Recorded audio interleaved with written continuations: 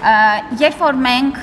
դրել ենք պահանջ ռեզիդենտության, առողջության ապահովագրության շահառուն դառնում է շահառու, եթե 1 տարվա ընթացքում նրա 183 օրը լրացել է եւ արդեն անցել է, եւ դրա անցնելու հաջորդ ամսվանից նա դառնում է ապահովագրության շահառու 100% պետության սուբսիդավորմամբ։ Այսինքն այս 6 ամիսների ընթացքում եւս քաղաքացիներ են եղել, ում 183 օրը լրացել է եւ նրանք ավտոմատ արդեն են դառնում։ Ոչ, ցենզը մնացել է եւ ես կարծում եմ շատ կարեւոր ցենզ է եւ Հայաստանի Հանրապետությունում տրամադրվող պետական երաշխիքները պետք է ունենան նման ցենզ, որովհետեւ մեր բյուջետային միջոցներն ու մեր հարկատուների գումարները իհարկե պետք է ծախսվեն Հայաստանում ապրող եւ Հայաստանում իրենց կենսական շահը պատկերացնող մարդկանց վրա։ Այո։ Եվ այն քաղաքացիները, որոնք մասնավոր սեկտորում են աշխատում կամ բիզնեսով են զբաղվում, ածի ունեն, բայց բավարար շրջանառություն չունեն տարական քննարկվածքով, իրենք կարող են միանվագ այդ տարվա գումարը վճարել 129,600 եւ դառնալ շահառու։ Ես որքանով որ փորձեցի ճշտել, ասացին, որ չէ։ Այս տարի ոչ,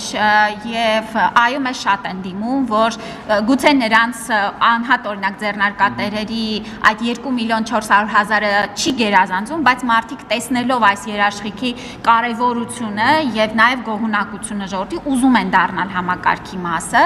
Այս առումով պետք է նշեմ, որ պիտի սպասենք 27 թվականի հունվարի 1-ին եւ 27 թվականի հունվարի 1-ից օրենքի նաեւ մյուս հատվածը, որը վերաբերվում էր բոլոր աշխատավարձ ստացողներին եւ նաեւ անհատ ձեռնարկատերերին, արդեն անկախ շրջանառության չափից կմտնեն ապահովագրության համակարգ, բայց ես ուզում եմ նշել, որ մենք նաեւ շատ հետաքրքիր դրական տենդենց ունենք մարդկանց 200,000-ից ավել աշխատավարձ ստացողների, շահառուների խումբն է մեծացել, սա էլ կարևոր Այո, սա էլ կարևոր ձեռքբերում է, որ քաղաքացիները իրենց երաշխիքները ապահովելու համար նաև ակտիվ վարքագծով գալիս են մաքուր հարկային դաշտ։ Տիկին Ավանեսյան աշխատանքից ազատվել է Լիլիթ Ղազարյանը, տեղագործական ոլորտի աշխատող է, ըստ առողջապահական ոլորտի աշխատակիցների, գնահատականների բարձր հմտությունների տիրապետող մասնագետ։ Պնդում է, որ ձեր ցուցումով է եղել, կխնդրեի մեկնաբանել։ Ինքն է պնդում, իր պնդումն է։ Լիլիթ Ղազարյանը հանդիսանում է մեր դեղերի փորձագիտական օակի տնօրենի տեղակալ, եթե չեմ սխալվում, եւ նրա ազատման հետ կապված դիմումը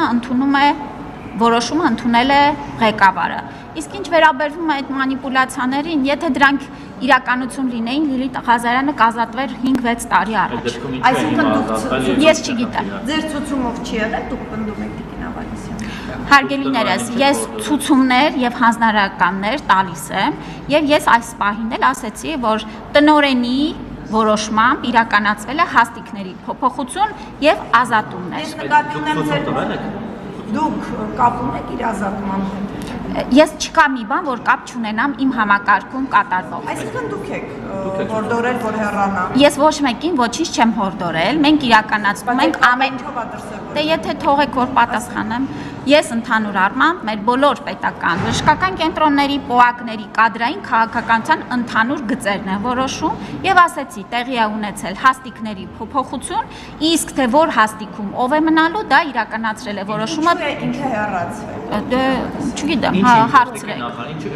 Դուք կարծես թե չերկեցիք որ ցուցումը դուք եք տվել, այսինքն կամ կապ ունեք այդ ամեն ինչը, այսինքն ձեր իմացությամբ եղել, ոնց եք ձևակերպեք։ Ինչու օրինակ, որն է հիմք հանդիսացել, եթե Լիլիթ Ղազարյանից գոհ են համակարգում եւ որևէ լուրջ խնդիր չի առաջացել։ Լիլիթ Ղազարյանի